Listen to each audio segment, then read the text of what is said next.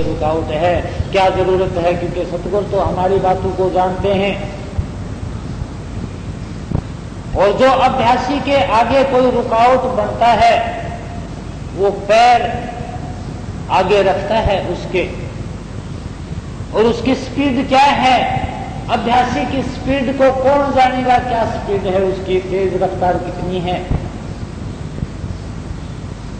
एक दिन एक जगह कोई साइंस की बात थी कि अगर 1 किलोमीटर लंबा चौड़ा कोई टुकड़ा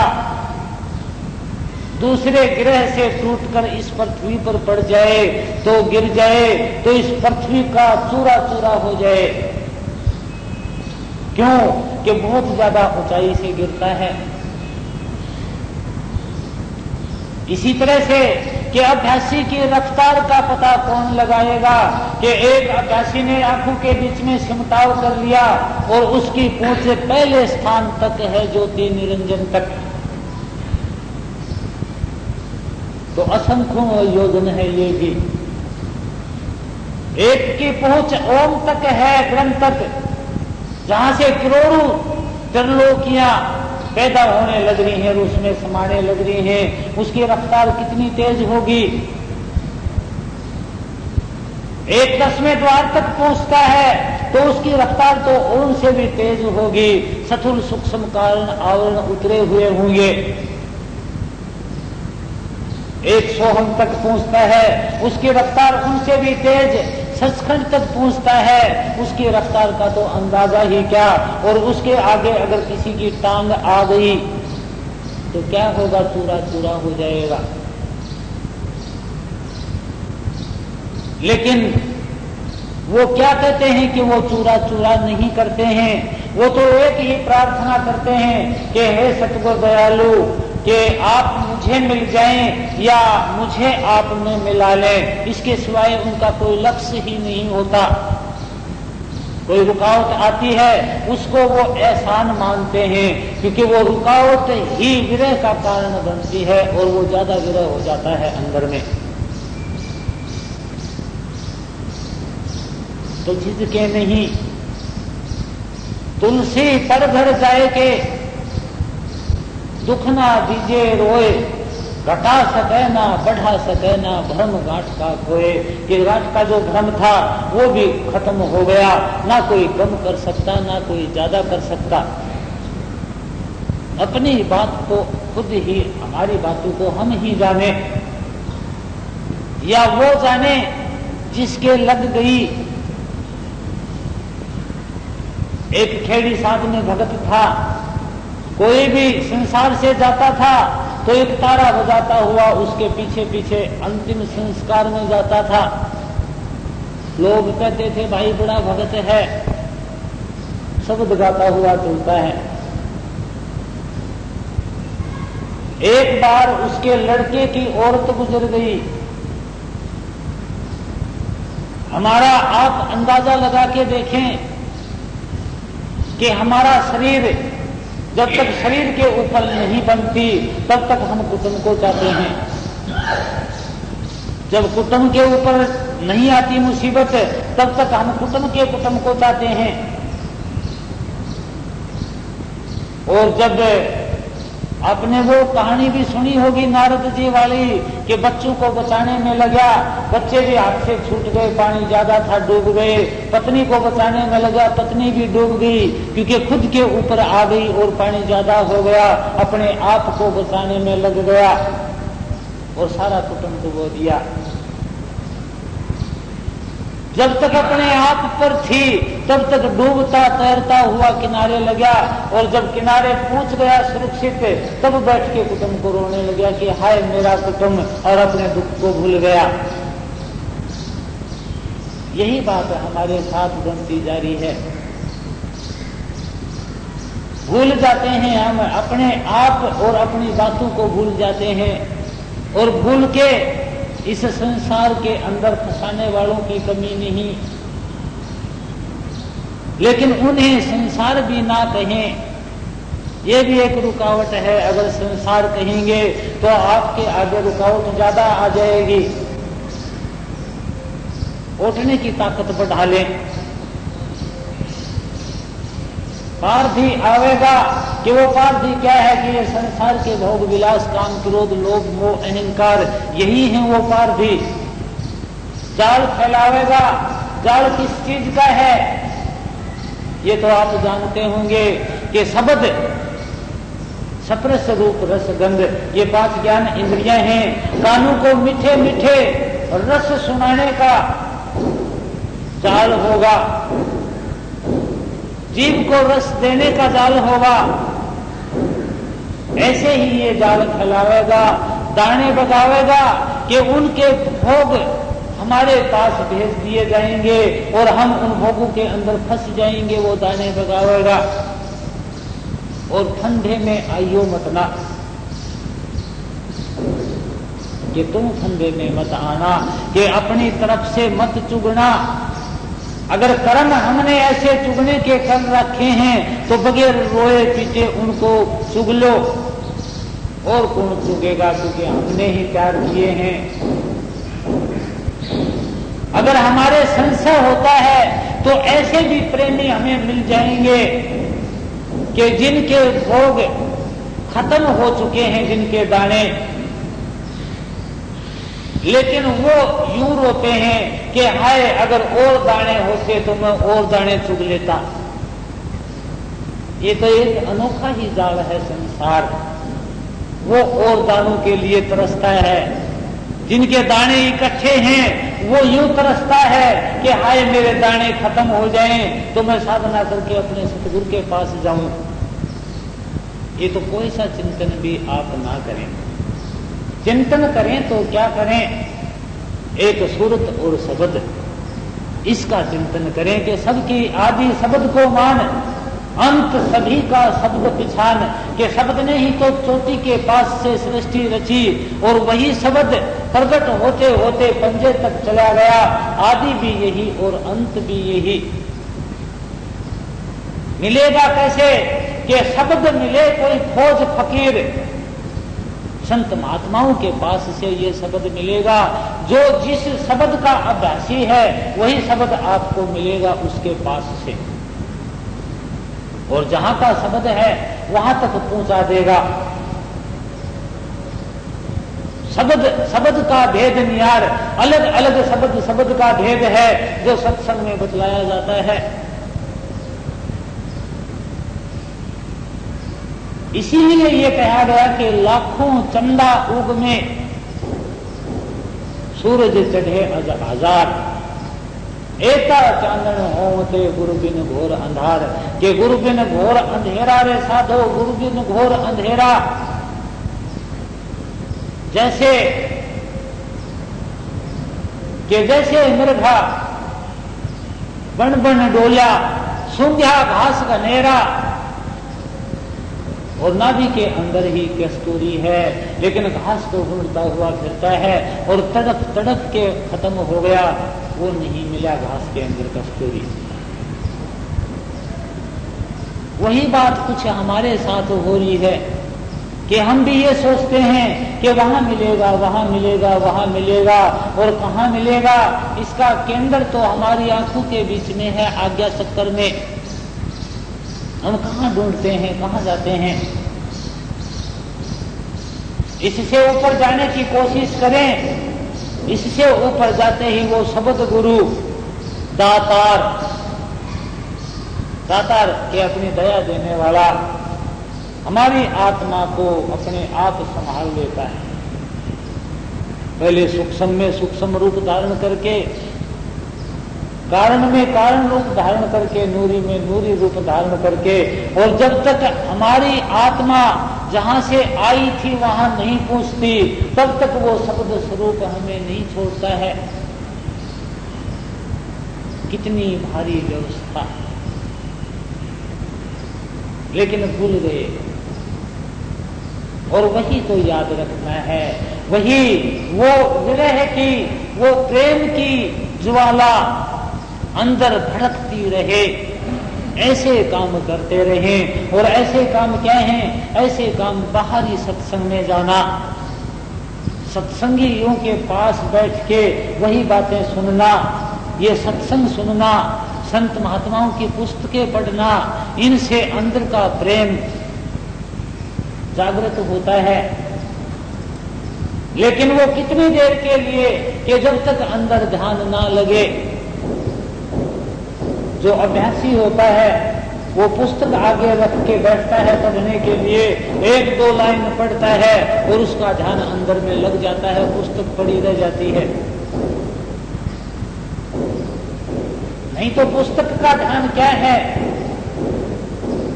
पुस्तक का, बाहरी सत्संग का, बाहरी बातों का ध्यान कुछ ऐसा ही है कि जैसे बुलबुल के पैर में रस्सी बांधी और उड़ाने वाले ने उसको उड़ा दिया, वो फलों और फूलों के ऊपर जाके बैठी। जो ही फूलों का रस लेना शुरू किया, तो ही खिलाड़ी ने उस रस्सी को नीचे खींच लिया और वो बुलबुल नीचे गिर गई।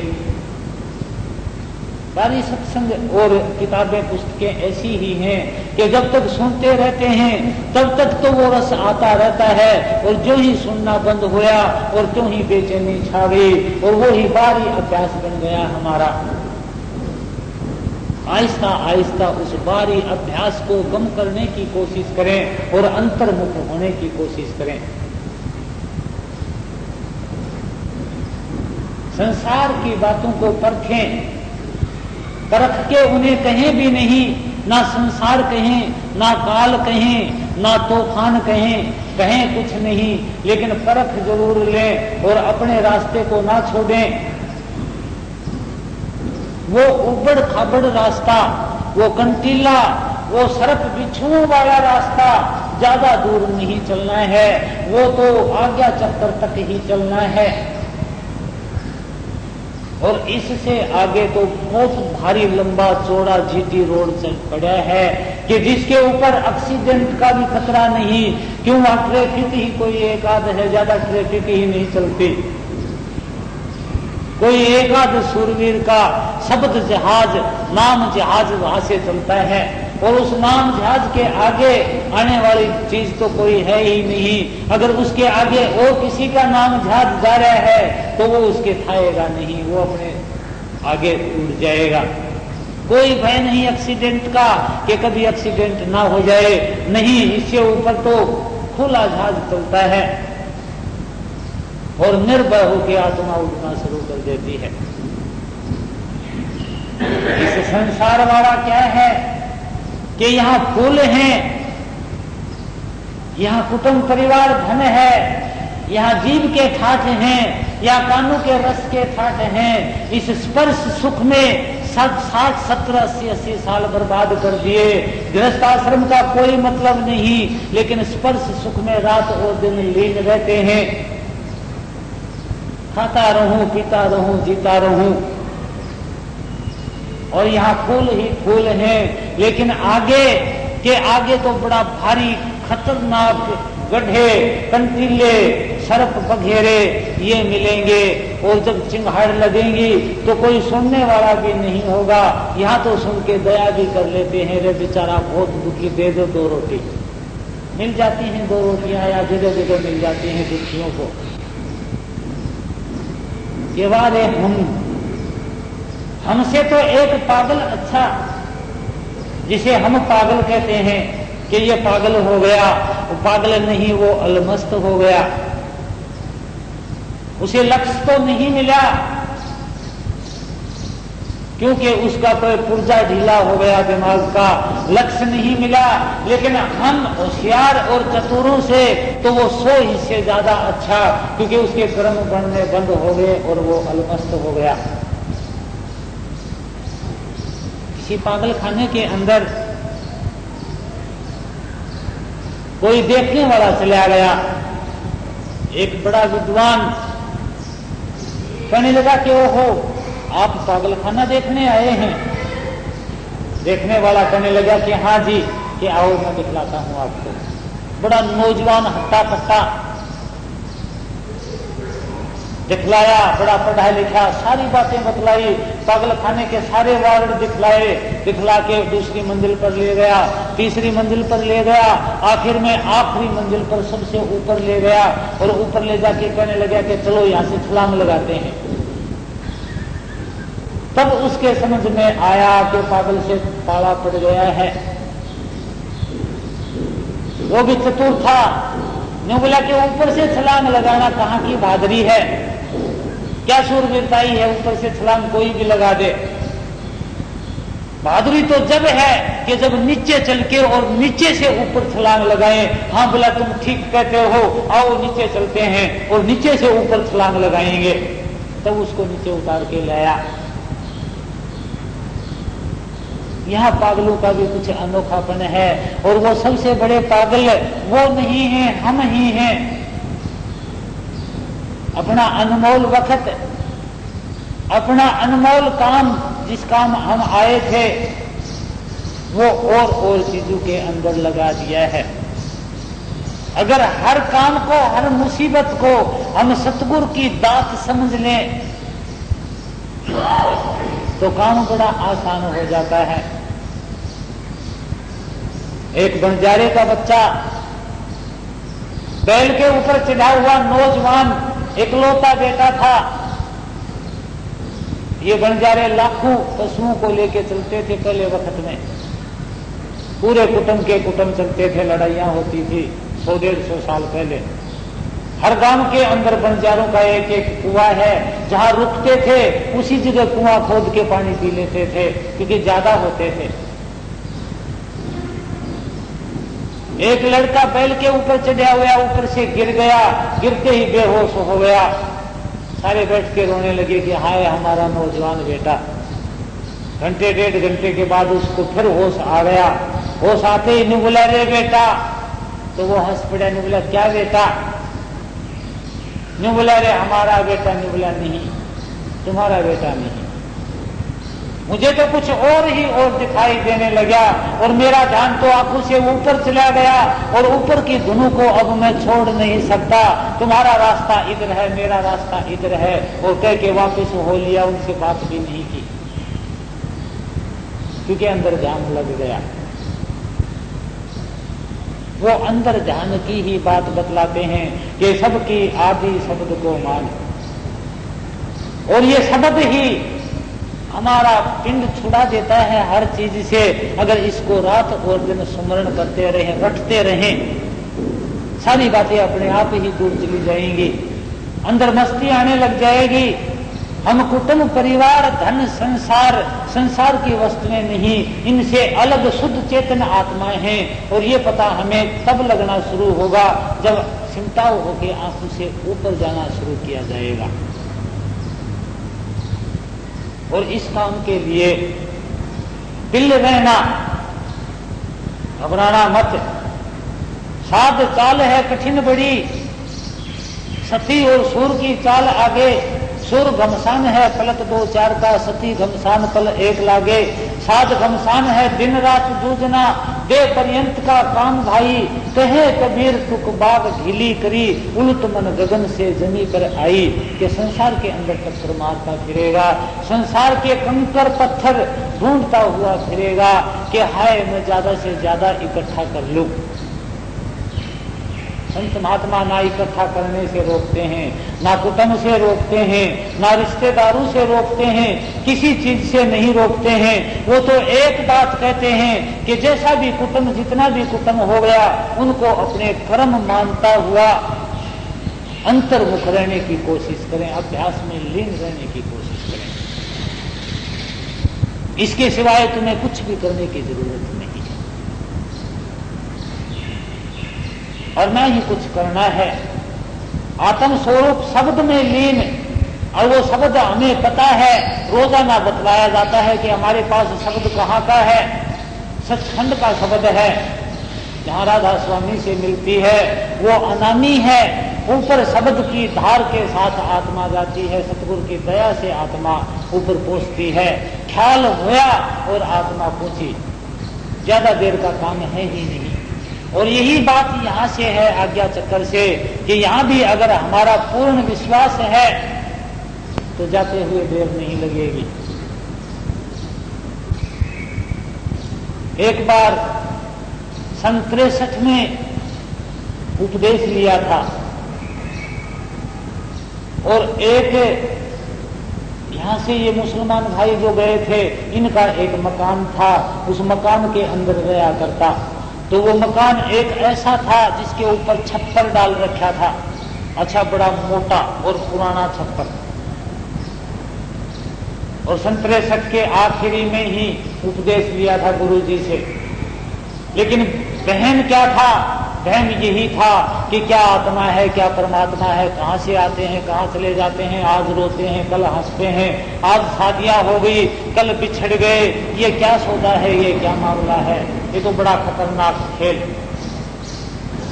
और जब सत्संग में आए तो ये सुनने लगे कि भाई आत्मा है, ये अजर अमर अविनाशी है, ये खंड ब्रह्मंडों में घूमती है। तो उन दिनों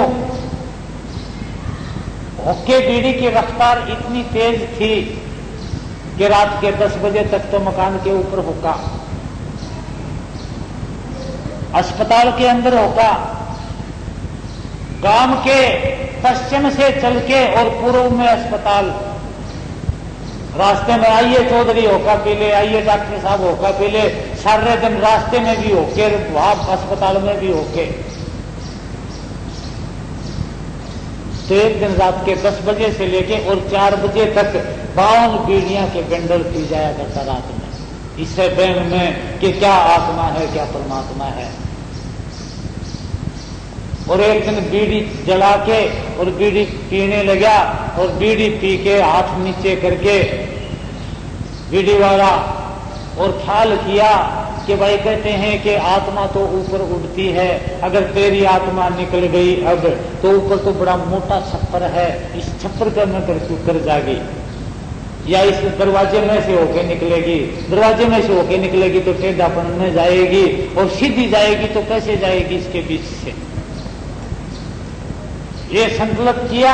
2-4 सेकंड में 15सी बेहोशी सी की अवस्था आई, और जाके उसके अंदर से होके, छप्पर के अंदर से और खुले आकाश में चली गई। दूसरे ही सेकंड आंख खुली, आंख खुलते ही जो संशय उठा था वो खत्म। बड़ी भारी हंसी आई अकेले में कि ये तो भाई खेल तो है अनोखा ही, अगर कराया जाएगा तो नहीं किया जाएगा ये तो पता नहीं। कुछ दिन के बाद पक्के मकान में रहने का मौका लग गया ऐसे ही। इसी तरह से कि उन दिनों फिर बीड़ियां वगैरह छोड़ छाड़ दी थी और जमीन में सोया करता, जमीन के ऊपर, छत के ऊपर फर्श पर लेट के, और ऊपर देखा कि हाँ उस दिन तो छप्पर था, छप्पर में तो कहीं न कहीं सुराख रह जाता है, उसमें से निकल गई होगी आत्मा। लेकिन आज तो ऊपर छत है जिसमें एक पानी की बूंद भी नहीं आती, आज कैसे जाएगी? इतना सोचते ही एकदम बेहोशी की अवस्था होके और छत में से निकल के खुले आकाश पर चली गई।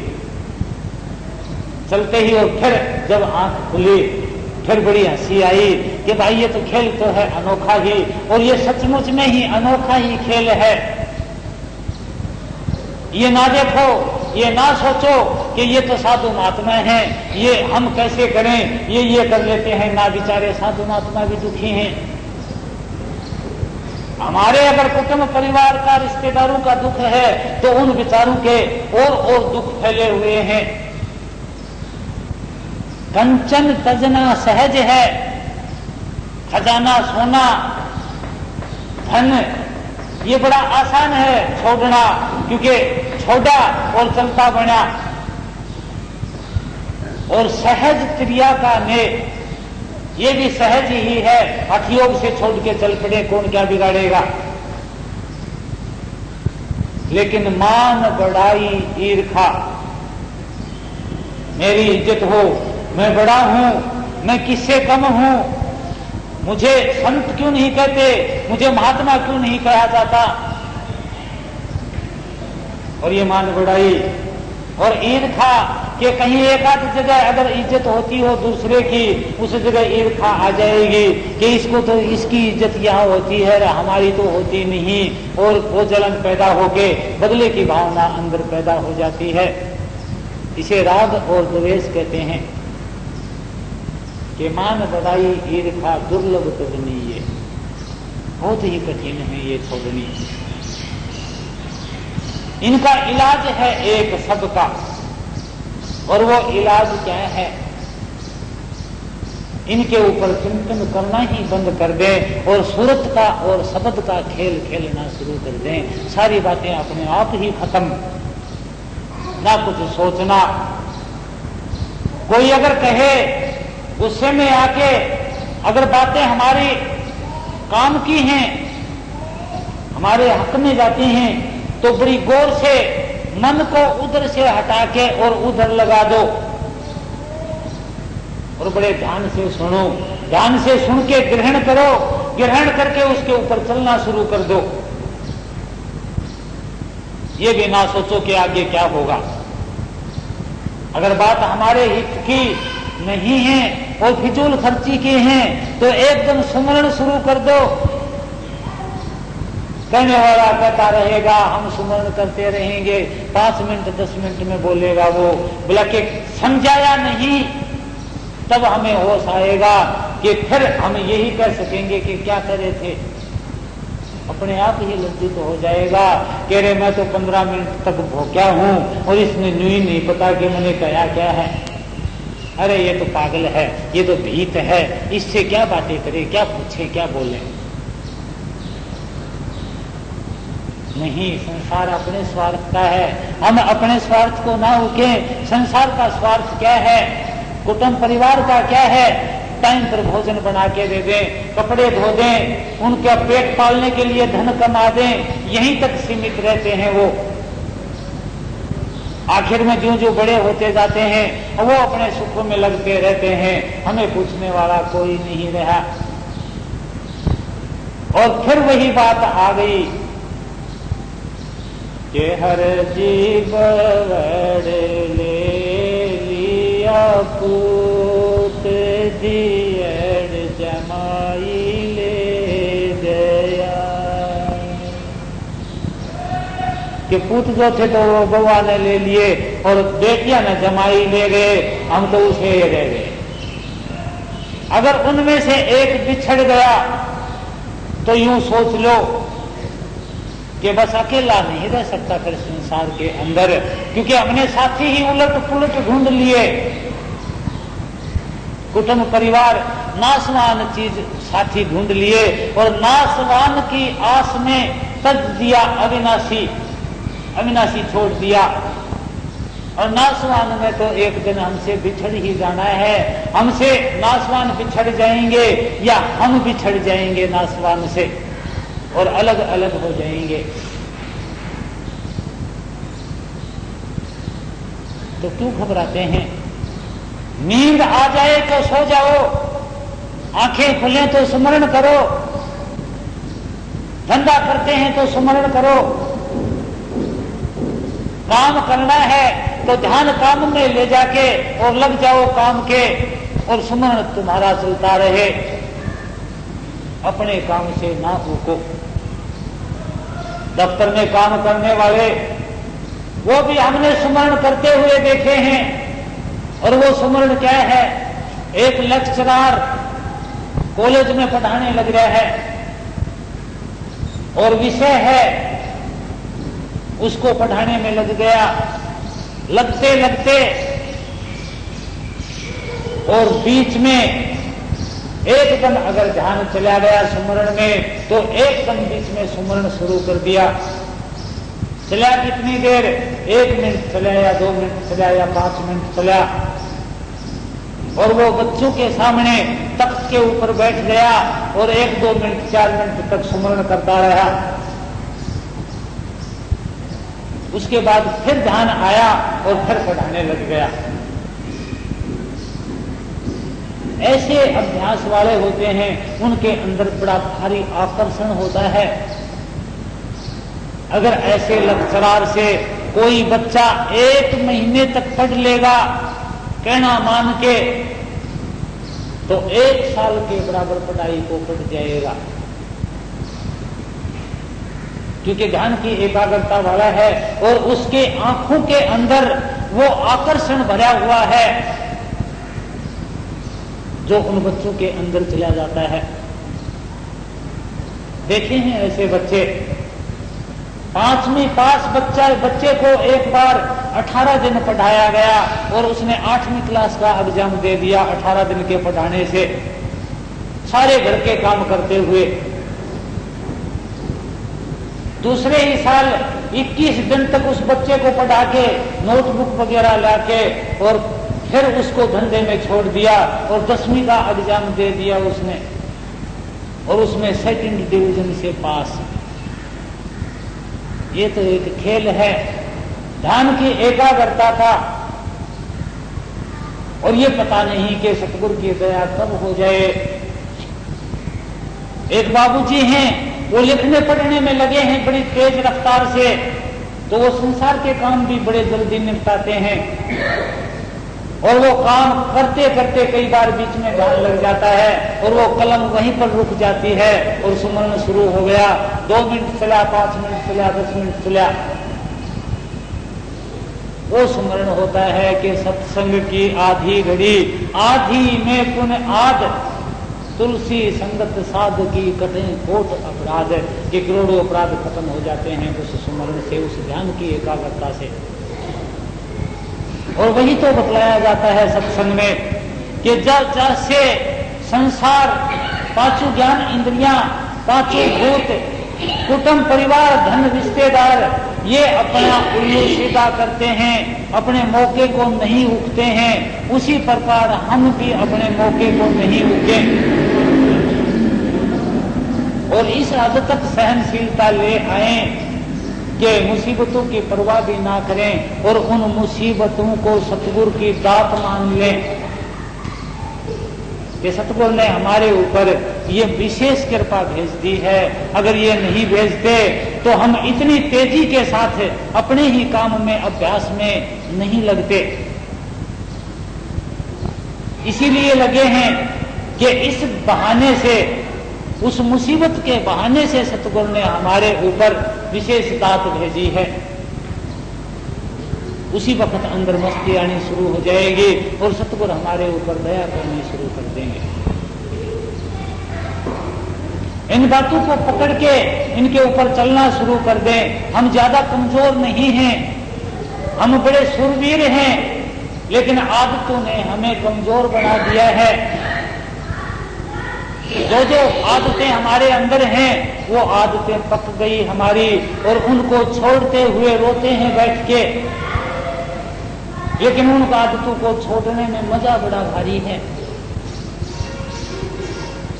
चाह गई चिंता मिटी, क्या हो जाए, ये चाह खत्म हो गई सुमरण से कि सुमरण चलता रहता है, चाह चली गई तो चिंता मिट गई।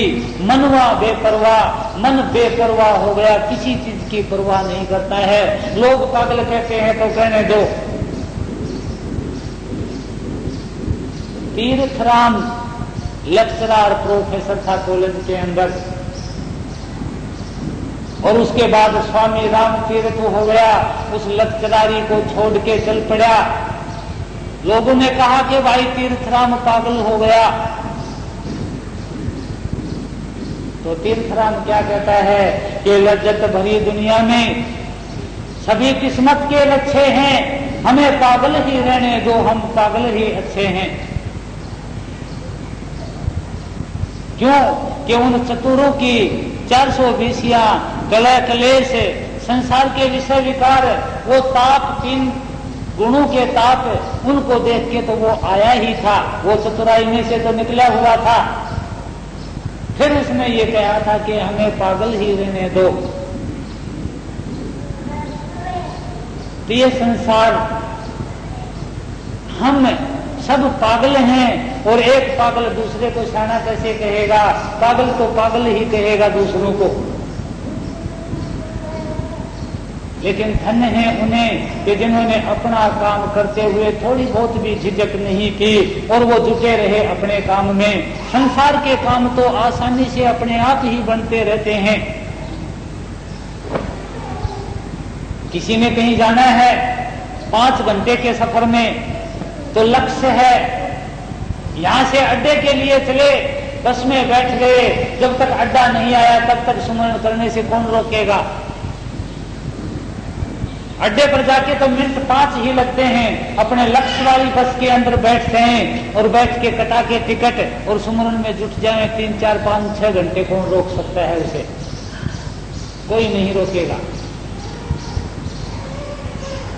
ये तो कुछ ऐसी ही अलमस्ती का सौदा, लेकिन मिलता किसे है? मेहनत करने वालों को मिलता है, निठल्लों के लिए नहीं है। एक जगह एक प्रेमी को मैं देखा करता कि पहले उलट रास्ते पर बड़ी तेज स्पीड से था और जब समझ आई तो सुलट रास्ते पर उतनी ही तेज स्पीड से हो गया और सारी सारी रात नहीं सोया। सारी सारी रात क्या गाया कि मिसेवा अपने पास बुला रे, मैं तेरी दासी प्रेम पियासी, मत मोहे जियो बुला रे, मितवा अपने पास बुला रे। क्योंकि और बात जो थी ने वो देख चुका था, लेकिन हम डामाडोल होते रहते हैं। वो क्या है? हमारे ही अपने कर्म। लेकिन शूरवीरता ही तो यही है कि तीर तबक से जो लड़े वो तो सूरा नहीं, शब्द का सेल हाथ में लेके भक्ति के मैदान में रुक जाए, शूरवीर वो कहलाता है। जो मैदान छोड़ के भाग लेता है उसे कायर कहते हैं। और शूरवीरों का काम है ये, अगर एक भी रुक जाता है मैदान में उसे भी बार बार धन्य है। और यहां तो बहुत बैठे हैं, कोई घबराने वाली बात नहीं। मैदान को छोड़ने वाले कायर होते हैं। और काम, क्रोध, लोभ, मोह, अहंकार, राग, द्वेष, निंदाएं, चुगलियां, संसार की बातों को इकट्ठा करना, ये है मैदान को छोड़ के भाग लेना। कि इस सुमरन को छोड़ के और उस सौदे में जो लगते हैं, ये मैदान को छोड़ के भागना है। घर को छोड़ के भागना नहीं है, कुटुंब भी नहीं छोड़ना है, शरीर भी नहीं छोड़ना है। अभ्यास में जरूर छोड़ देना है शरीर। अगर छूटे तो छूटने दो। मत सोचो कि बच्चे छोटे हैं, मत सोचो कि कमाने वाला नहीं है। अगर अभ्यास में जाता है तो परवाह मत करो। उन बच्चों को संभालने वालों की यह कमी नहीं है। आपने वो बात सुनी है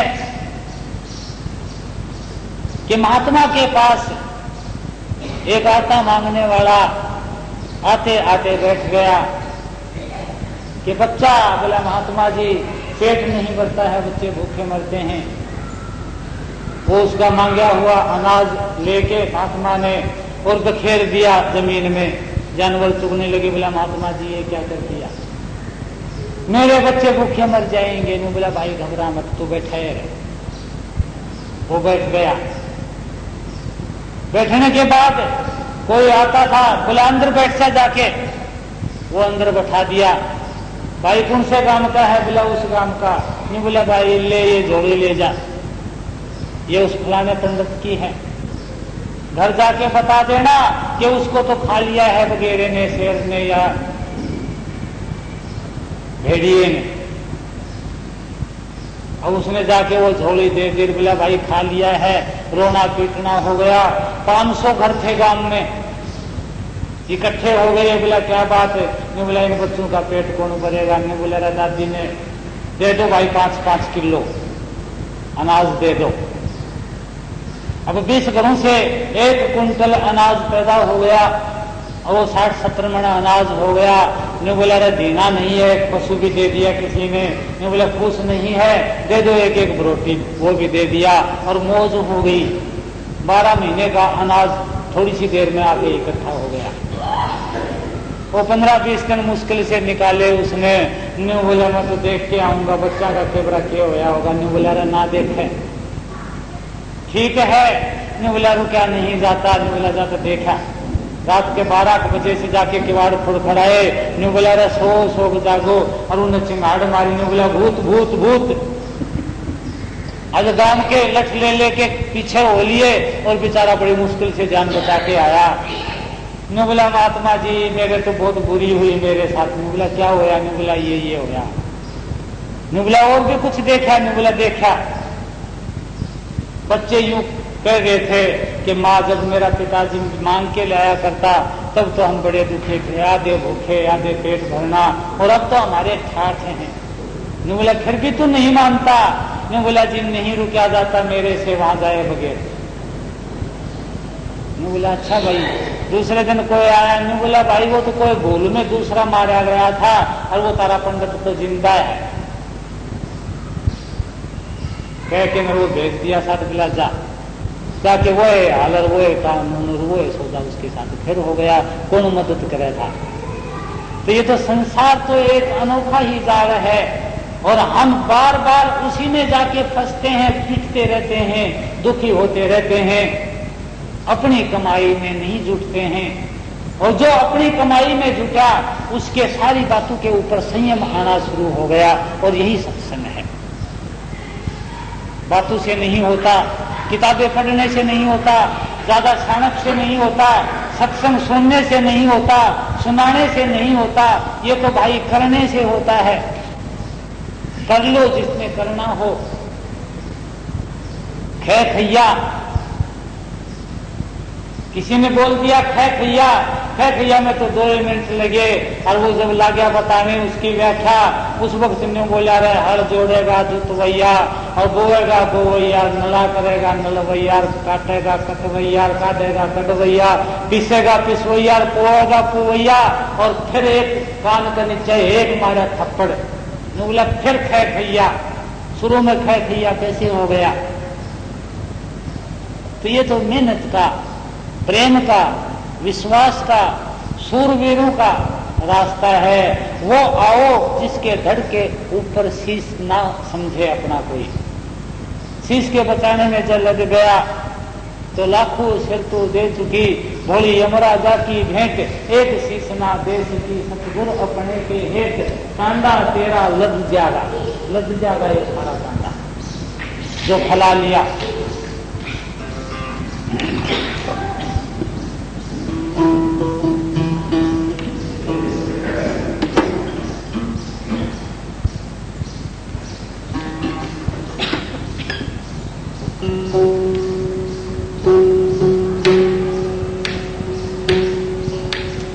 सतगुरु सत्संग हो रहा, बता समझ में क्या आया है।